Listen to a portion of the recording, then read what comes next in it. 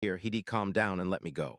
But every time I tried, he'd just laugh or he'd get all serious and start lecturing me about trust and loyalty. And how could you abandon me after everything? Like, dude, are you for real? Ray the one who ghosted me, not the other way around. But he just wouldn't let it go. It was like he'd rewritten the whole breakup in his head and I was the villain. The scariest thing is I started to get used to it. Not in a this is fine way, but in a my body is just trying to survive way. My stomach hurt from hunger, but also from stress.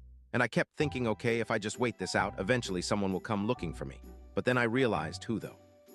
Nora's the only one who even saw me leave the party. But I told her I was fine. My parents, okay. My mom calls me every Sunday and it already missed one call by then, but she lives 2 states away. But she lives 2 states away by then. But she lives 2 states away and she's always threatening to come drag me home if I don't answer. But she never actually does it.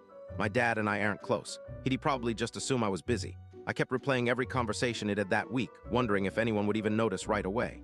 It's such a messed up feeling realizing how easy it is to just disappear. Every time Kane came to the door, it was like flipping a coin. Sometimes he'd just drop a water bottle inside and leave. Other times he'd stand there and talk at me for ages. He never touched me, not after he shoved me in. But honestly, that didn't feel like comfort. It felt like he was saving up for something worse. He'd talk about everything from his family. His mom, who was not in the hospital, by the way. I checked after I got out and she was fine. To how nobody understood him, to how I was different and the only one who ever cared. He'd get all soft and sad. And then he'd snap and start yelling about how girls like you always run.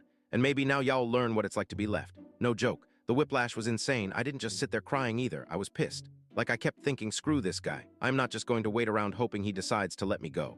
I started checking the room for anything I could use. There was literally nothing.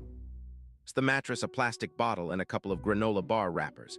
I started scraping at the door frame with a metal zipper pull I found on the mattress. It was slow, but it helped me focus. I tried the hinges, the locks, the seams, but everything was solid. The walls were thin, though. I could hear Kane's phone sometimes, the stupid beeping of him texting or scrolling. I could hear him moving around, pacing, sometimes muttering to himself. The second night, things got weird. Kane came in and just stood in the doorway staring at me. I didn't even know what to say. I tried to act calm, like, what do you want? He just said I was lucky he cared enough to keep me safe out here, away from the people who poison you. I almost laughed. It was so over the top, but then he got all intense, talking about how he knew I'd try to run, and that's why I had to do this. It's not even like he was angry at me personally. It was like he was fighting with some imaginary version of me in his head. I started getting mouthy. I will not lie. I told him he was insane, that people would find